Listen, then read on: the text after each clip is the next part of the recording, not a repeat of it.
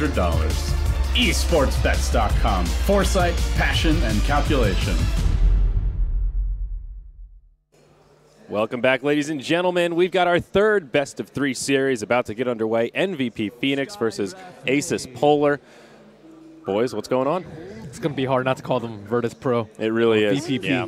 Phoenix's turn to They are still VPP in my head, but good luck, boys. Polar bears. we can stick with the polar bears. They're still polar, I guess. Yeah.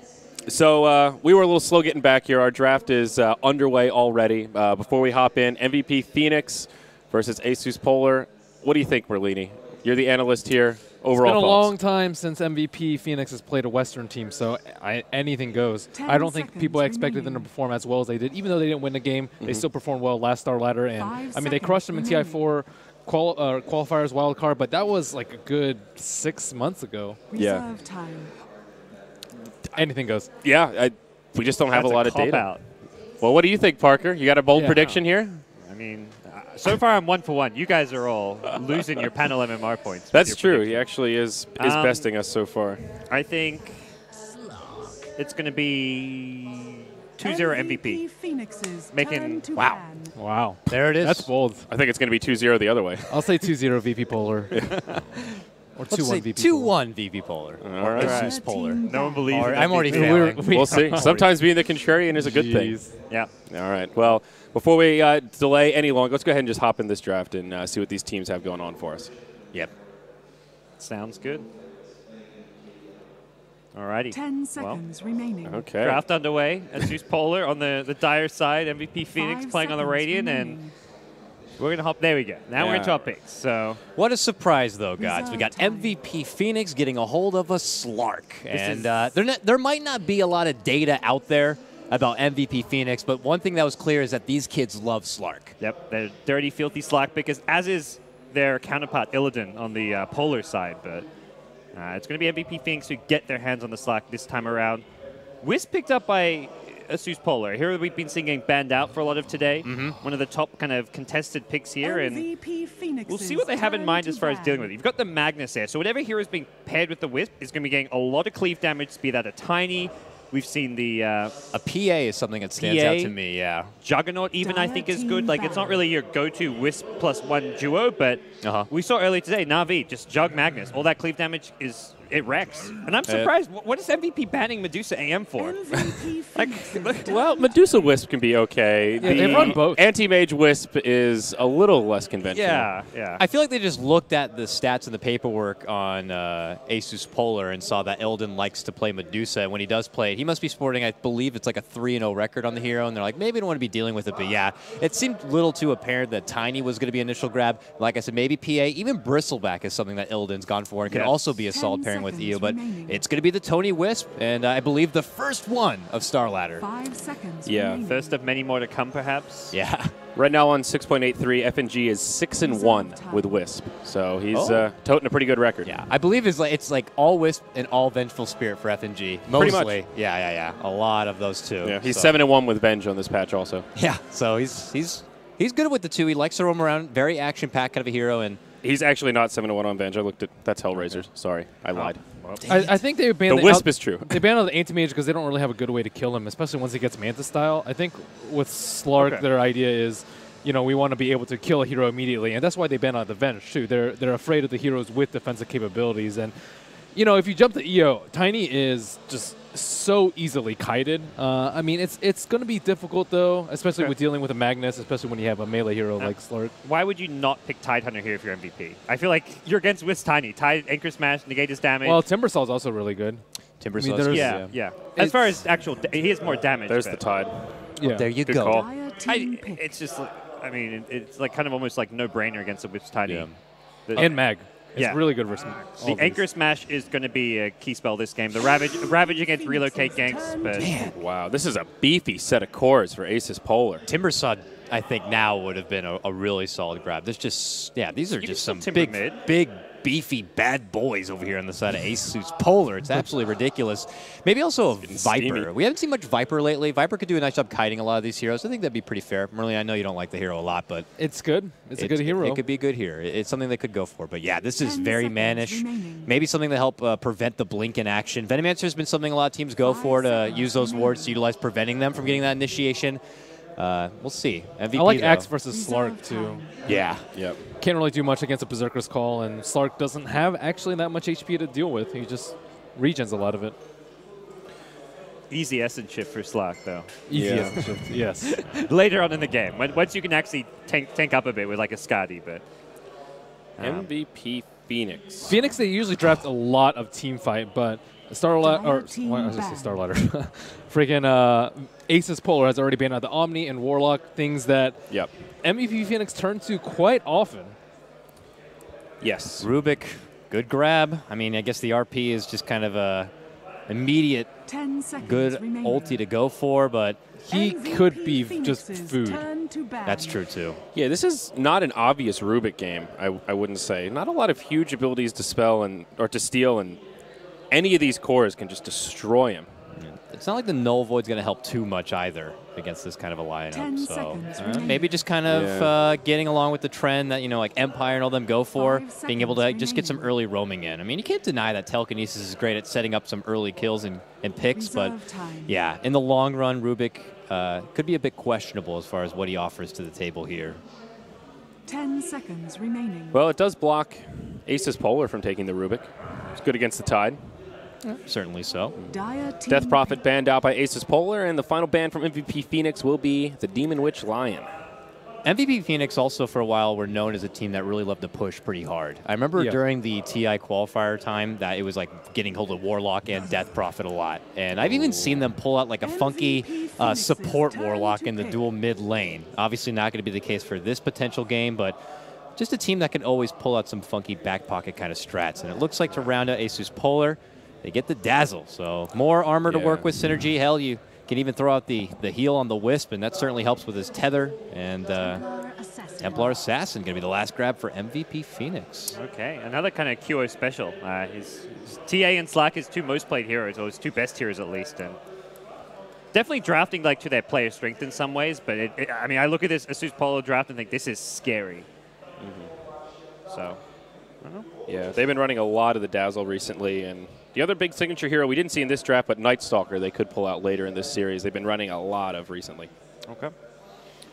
But what does the Templar Assassin really offer here? I understand like Dire's side, you have the Roche to work with, and they don't really have any other minus armor synergy to go along with it. Maybe just hoping for be a bit of a lane dominator here. I think it's more the second carry / core hero, because you're not dominating the mid lane against a Wisp Tiny dual lane. So No. it may be a Wisp Tiny safe lane. You see the 10 Magnus is seconds much more remaining. suited to the mid lane or potentially the off lane, depending where. I mean, Phobos is on the Axio. 5 These lanes seconds remaining. could go all over the place. I don't know. What do you think, Ben, for the lanes? I think Mag will go jungle level 1 probably. That's the Mag classic these days. Prepare for battle. He's on Magnus. I think Axe. Oh, can- he's on the Magnus. He didn't take the Axe. I think Axe oh, can oh, solo. Mag is Axe can go Magnus. top. yeah, Mag is Magnus. How Okay, appropriate. that's a little different. They Axe mid even? Phobos? I would This say is Axe different. Usually Axe safe. Oh, they're going to safe Axe lane the Tiny. Can solo versus TA. I've seen the one-on-one matchup before. It's a little difficult, but it is manageable for the Axe. Okay.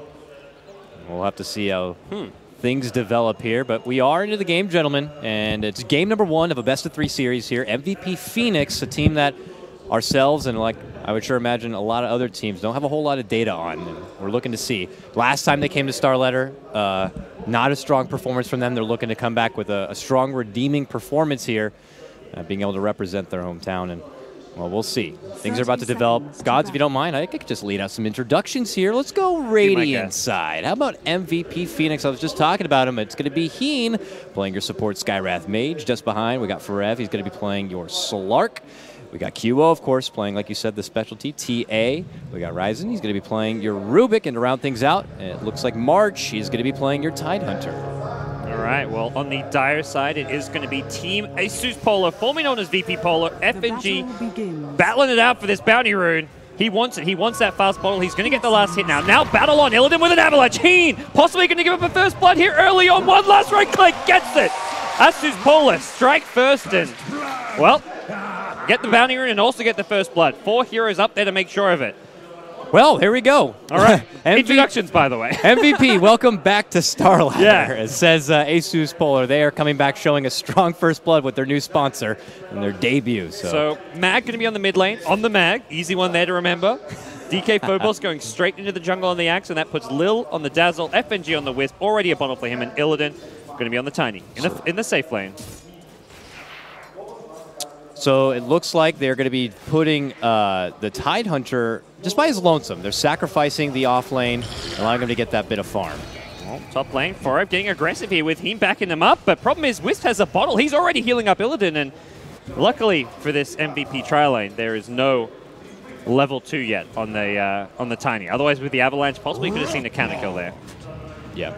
It's unusual, you know. It's been a while since I've seen the Tiny Wisp not be in the mid lane. It just feels like being able to control either of the runes, being able to move about, and a quick tether reaction. You can always bait the Tiny in, like, oh, he's so wounded. Maybe if we move him, we can get the quick finish play on him, and then all of a sudden, flying out of the darkness comes an FNG ball, and quickly they turn things around. But we'll see here. Already going to see MVP go that side pole camp that the Radiant offlane does benefit from, something that they have over the Dire side. Rev just trying his best to catch up on some CS here, but this lane could become action-packed real quick. Yeah.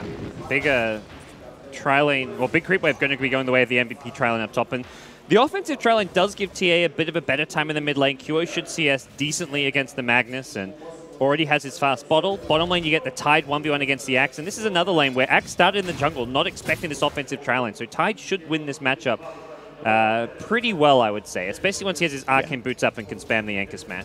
Yeah, Tide certainly loves any sort of matchup where he could have the advantage in a one-on-one, even a 1 versus 2 against the Tide.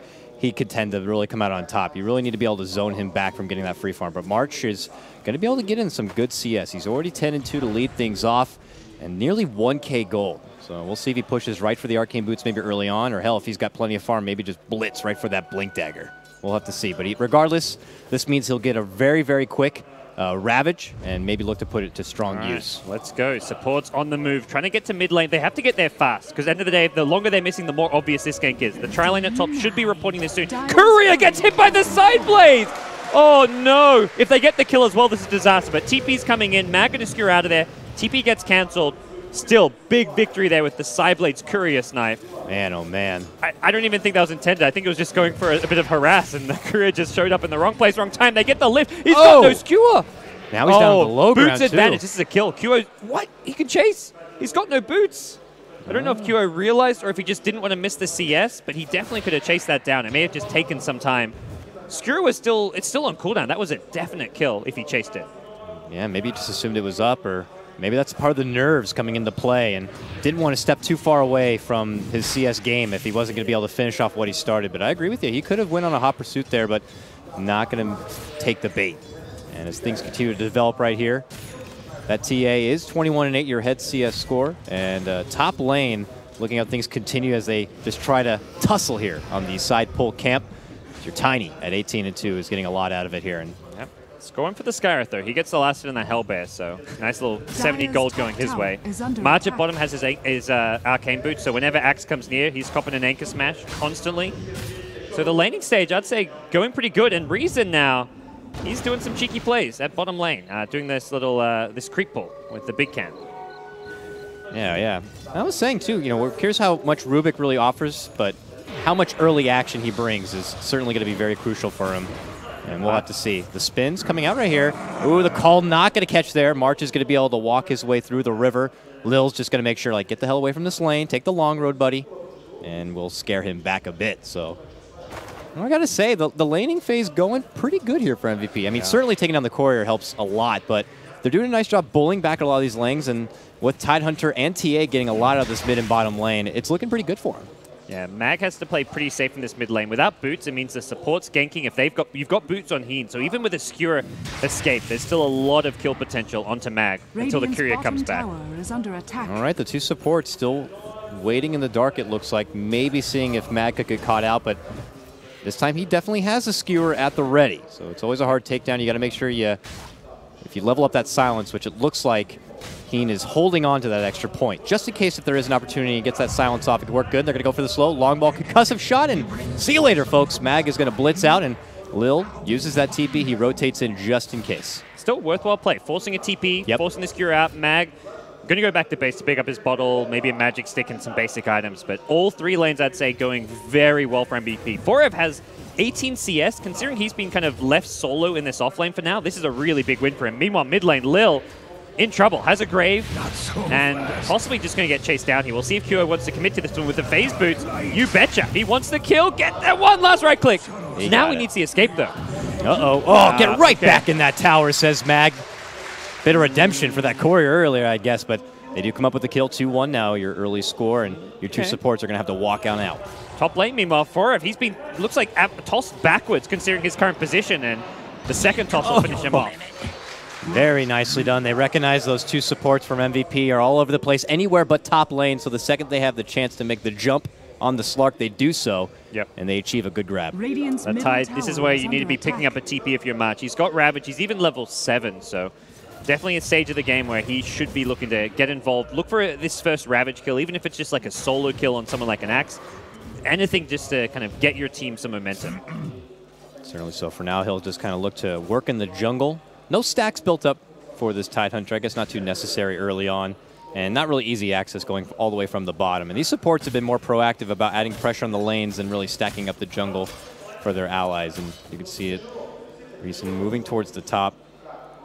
But yeah, things beginning to settle. And Asus.Polar, man, they got a free-willing top lane. Now you're leading CS 43-11.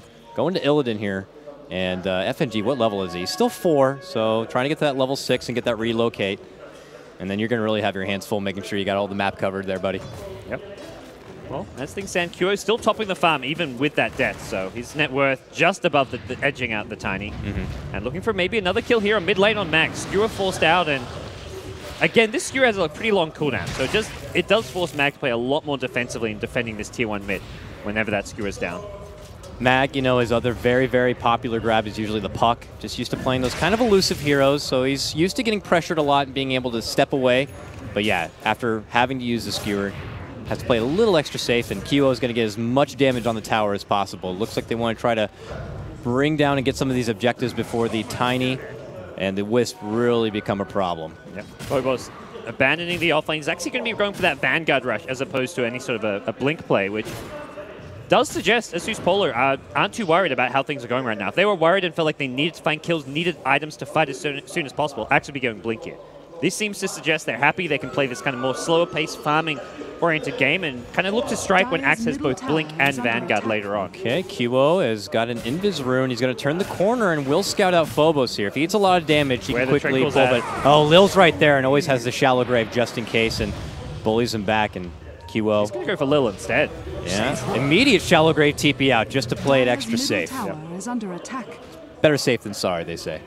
Absolutely. So farm across the board going pretty good for MVP after like that last minute or two. And now mid lane, they want this tier 1 tower. Mag has an RP, but not going to be easy to defend without rotations coming in. And MVP, Ravage online. You don't really want to take this fight for your Asus.Polar. They're going for this more greedy play with the Wisp not level 6, the Axe not with a Blink Dagger. So this is a tower you let go. Yep, certainly so. So your first structural takedown going to be going over to MVP to pocket that extra bit of change.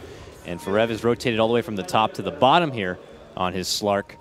Still trying to throw things together. He's got his power treads and the Pro Man Shield to work, and now a free lane as Lil has to step back a little bit, trying to get his own level 6. Will step on back, but things relatively slow here, I imagine. Once FNG, which he does have level 6 now, this is where things could become escalated pretty quick. Yep. We'll see. And Illidan, while the Axe is maybe going a bit greedy, not rushing the Blink, Illidan's going for a fast jump. So he's saying, we're going to be looking to relocate, maybe use this ultimate as early as possible to start getting some kills and at least coming to fight. So if they try to go for another tower like they did mid lane, that's where those relocate ganks coming in can come into play. Yep. And they'll also need to look to put down maybe some aggressive wards on the side of Polar. Oh, top lane, they're going to go Skywrath Mage. There's the toss, immediate takedown. They don't need to relocate to get that one, but now they might need to get the hell out. FNG, will he get bursted down? Oh, he dies as the relocate happens. Tiny makes it back to base, but... Yeah. Wow, wow, wow. Well, Oh, it was, okay, yeah, DP. Very close, but they do take down that Wisp. Rubik at mid, stealing Shockwave. Nice kind of spell steal at this stage of the game, especially when he buys like some Arcane Boots here to sustain his mana. He's got a lot of just instant nuke burst damage with Shockwave plus Fade Bolt. Yeah. There's the Gush. Hardy. Double sets of slow. Immediate Shallow Grave. He lives for now, but he's delaying the inevitable. I'm just going to put myself in a corner and fall down to the water, it looks like. Uh-oh. Here comes Mags. Skewers forward. Still has RP. Can't quite catch up, though. Does instead dish it out onto March, because here comes the relocate in. And how's it going, buddy? They want a piece of that watermelon, and they get it. Illidan now on a killing spree. And he wants more. Heen could be in trouble here. Looking to step back. Illidan. One more second. He'll get the toss. Can't quite reach it. Meanwhile, Phobos is able to take down Rubik. Heen. Wow, that Birdman can fly high when he's tossed. Phobos with the double kill. Asus.Polar. Another couple of kills for them, making it 3 for none. 7-3 all day. Phobos coming in, getting a couple kills is going to get him very close to a fast blink now. 1,300 gold already. Slark, meanwhile, at top got kind of zoned out as well. So everything turning up Polar here at the 10-minute mark for the Dire side now. We'll have to see here. QO, who's put together some respectable farm, has the Yasha, but this is the point where maybe TA needs to look and try to go on those Hitman missions.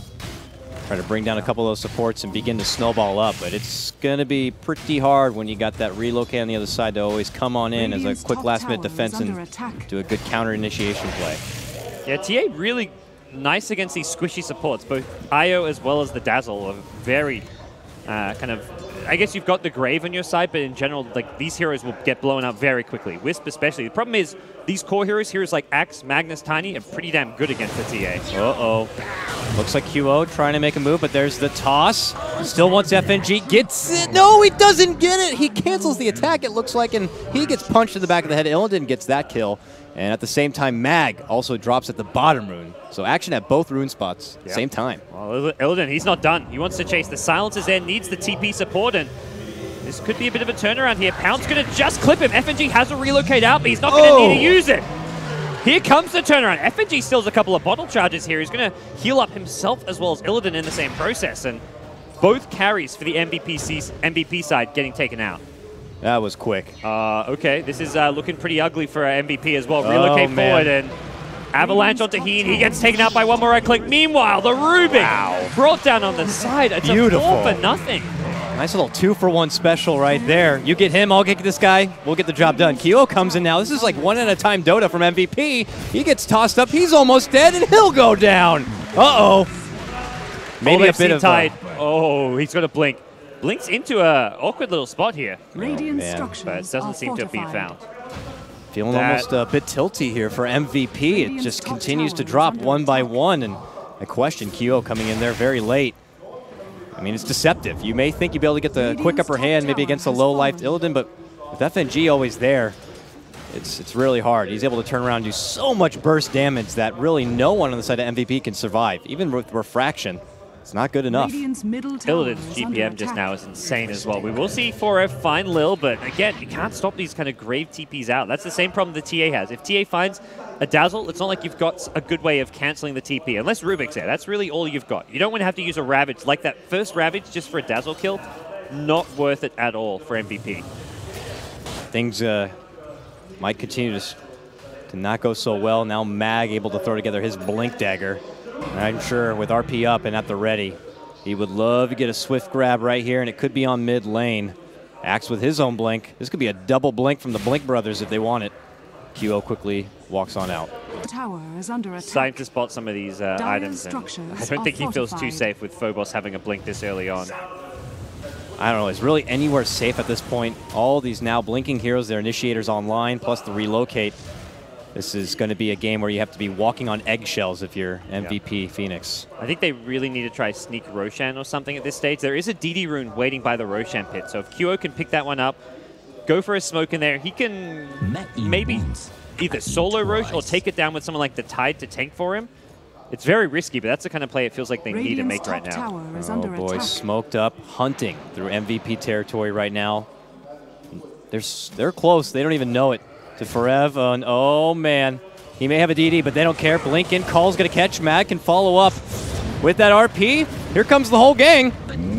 No chop for you, but it doesn't matter. They take down that Slark and inside Shadow Dance. All of that damage done, AoE, just, they don't care about the Shadow Dance. 3 rotations now to the bottom lane from MVP to pull out a defense. They have Ravage still. They want to use it. Can they get it? Ultimates are down now for Asus.Polar, but they just step away. The second they see the rotations come, they're just going to force MVP to make the rotations all for nothing. No Wisp here, and yeah, no RP, but seems Illidan still happy to poke around on the front lines. He's got 2k HP.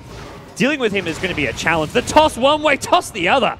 They meet in mid-egg, high-five each other, and there's their blink call on 2. They get March. No Ravage now in this fight. This is a disaster. Whoop. The chop's going to miss, but DK Phobos not worried about that one. It doesn't stop. QO now going to be locked in the corner while Slark trying to duke it out with Phobos here.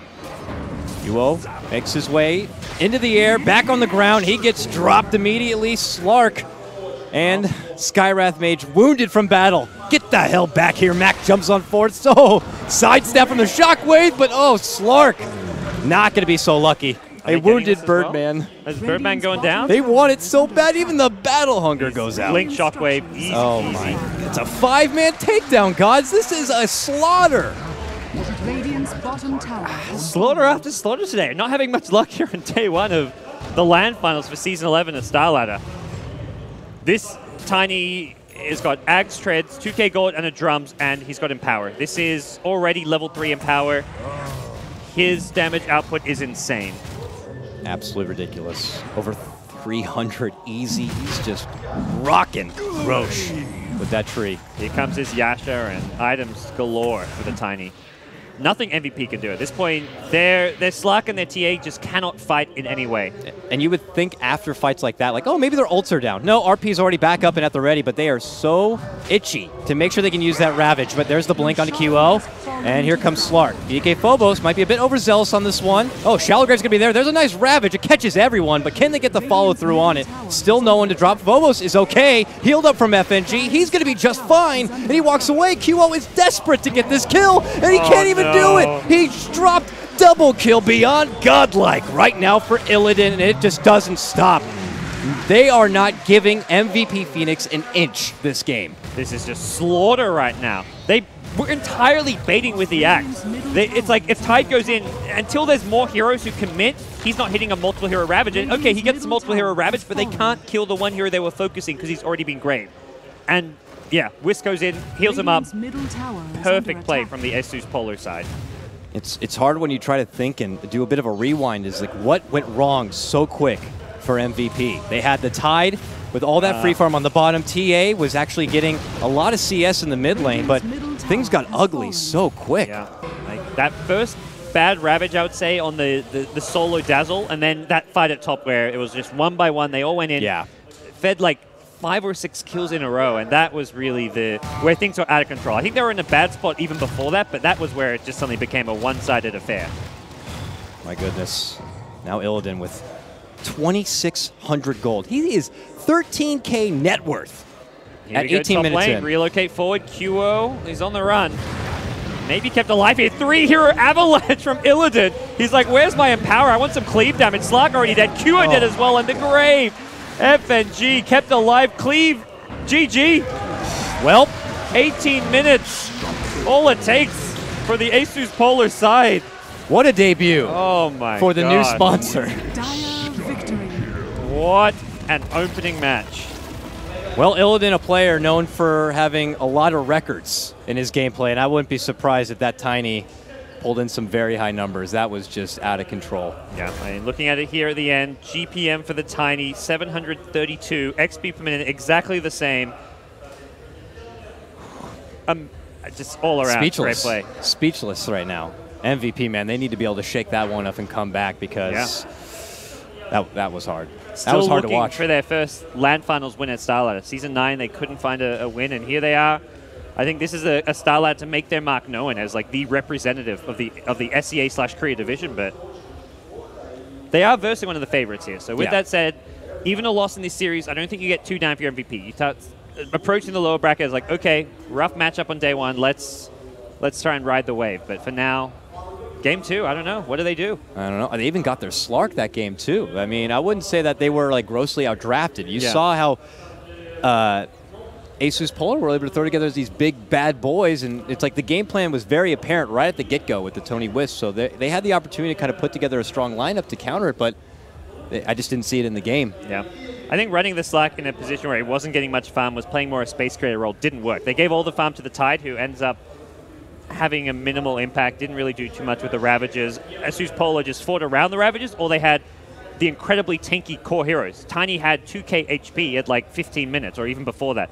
Axe had Rush to Vanguard. He's like, I don't need a Blink. As long as I can survive in a Ravage, such that the Grave can come into play, I'll be okay. So all around, just smart drafting and smart itemization coming out of the Asus.Polar side, I'd say. Yep, and you can see the numbers right there. Very, very impressive stuff coming out from Asus.Polar in their sponsorship debut. And, well, MVP, hopefully looking to shake this one off. I don't know if they got nerves or what, but they definitely need to pull out a game changer for the next matchup. All right. Well, we say what they're going to do in that game 2, guys. We're going to take a break. When we come back, MVP Phoenix is going to be taking on Asus.Polar in game 2 of their winner bracket quarterfinal.